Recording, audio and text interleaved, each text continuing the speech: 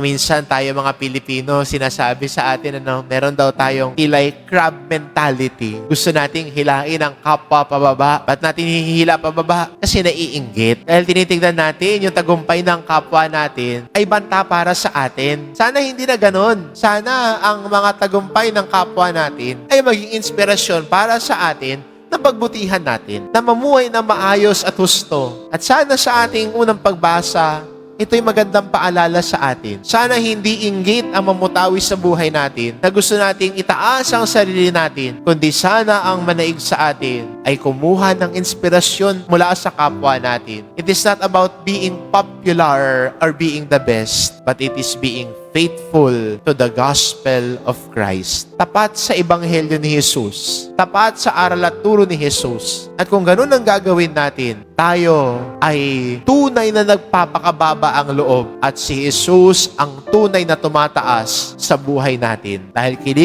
kinikilala natin na ang lahat ay mula sa Diyos at ang ating debosyon ay nag-uugat sa ating matinding pagmamahal at katapatan sa Diyos. Amen.